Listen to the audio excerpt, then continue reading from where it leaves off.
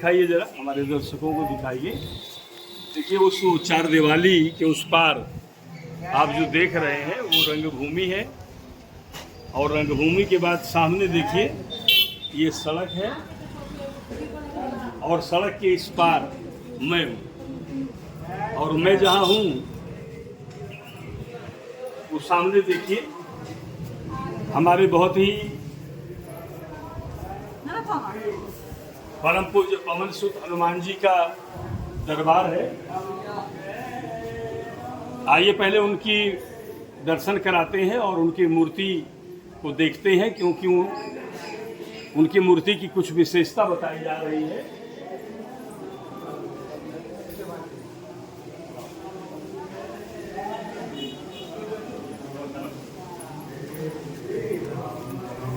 चलो, बताया जाता है कि प्रभु हनुमान जी की यह मूर्ति स्वतः उत्पन्न हुई है। रंगभूमि के सामने इस स्थान पर भगवान हनुमान जी की ये मूर्ति पृथ्वी से अपने आप प्रकट हुई है, और फिर बाद में भगवान की इस मूर्ति का श्रृंगार करके यहाँ पर उनको स्थापित किया गया। और यहाँ पर बताया जाता है कि मंगलवार और शनिवार को बड़ी अपार भीड़ लगती है। यहाँ पहुँचने वाले भक्तों ने मुझे बताया कि ये जो भी आप देख रहे हैं भक्तों की भीड़, ये सामान्य दिनों की भीड़ है, लेकिन मंगलवार और शनिवार को यहाँ पर पैर रखने की भी जगह नहीं मिलती है। अब आइए जनकपुर और हनुमान जी के बीच की कुछ बातों की चर्चा कर ली जाए।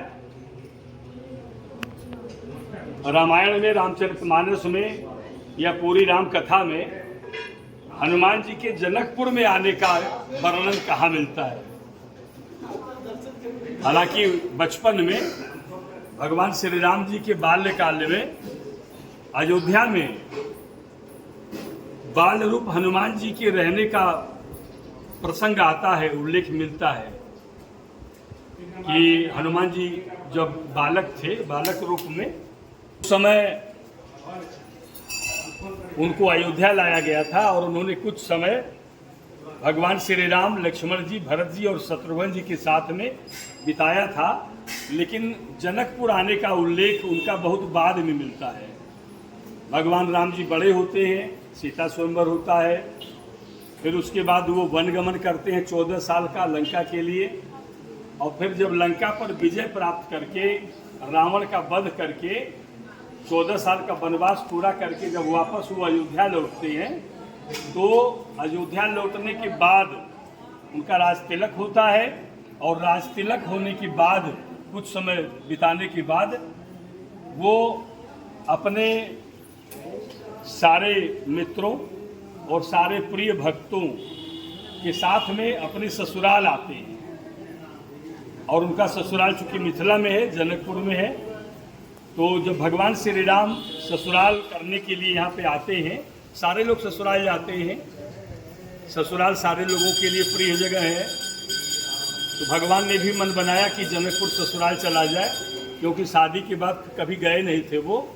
तो जब सुना जाता है कि जब वो जनकपुर ससुराल करने आए थे, तो उस समय हनुमान जी उनके साथ में थे। मतलब कि हनुमान जी, सुग्रीव और अंगद जी, नल, नील, जामवंत जी, मतलब कि जब श्री राम जी का जनकपुर आना हुआ 14 साल के वनवास के बाद, तो उनके साथ अपनी सारी वानर भालुओं की मंडली थी, और अयोध्या की जो भी चुनिंदा उनके मित्र थे, उनके सेवक गण थे, वो लोग वहाँ पर थे। और एक चीज़ मैं आपको सूत्र बताऊं कि भैया अगर राम जी का आशीर्वाद प्राप्त करना है तो मिथिला वालों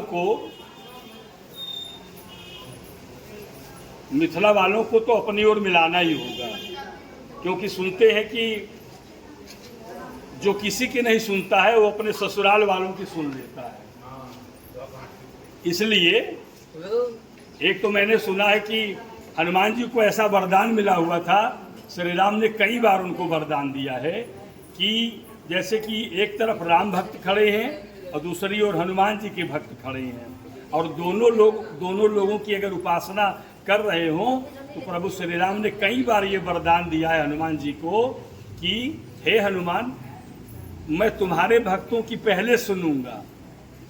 तो अगर भगवान राम जी को पकड़ना है तो सीधे तौर पे आप हनुमान जी की भक्ति शुरू करिए। हनुमान जी ही हैं जिन्होंने तुलसी बाबा को श्री राम से मिलाया, तो हमको आपको भी मिला देंगे। और दूसरा एक सरल रास्ता है कि भैया मिथिला वालों को अपना दोस्त बना लीजिए। ये मिथिला वाले उनके ससुराल के हैं ना, तो अगर मिथिला वाले अगर भगवान से पैरवी अगर कर दिए, ये प्रभु इनकी सुन लीजिए, तो हो सकता है भगवान श्री राम मुस्कुरा करके आपके ऊपर नज़र डाल दे और आपको अपना प्रिय बना ले।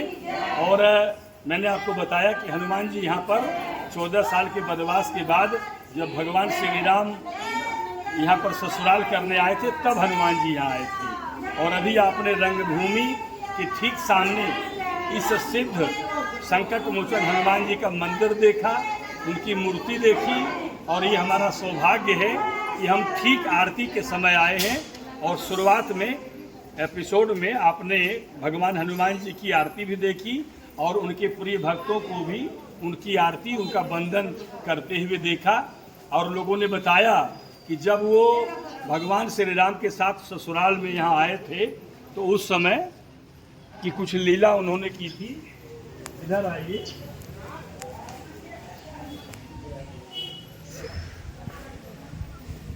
ये लोगों ने बताया कि भगवान हनुमान जी इधर कहीं विराजमान थे और उस समय उनकी पूंछ के झटके से यहाँ पर एक बहुत विशाल का पेड़ था। तो एक वो जो बहुत विशाल का पेड़ था, हनुमान जी अपनी कोई लीला दिखा रहे होंगे भगवान जी को खुश करने के लिए, तो उसी समय एक बहुत विशाल का पेड़ था, तो हनुमान जी की पूंछ से एक झटका लगा और वो पेड़ में टेढ़ा हो गया। अब इससे ज़्यादा हम आपको और क्या बताएं। बोलिए पवन सुत हनुमान की जय, बोलिए सियावर रामचंद्र की जय। जय जय श्री राम।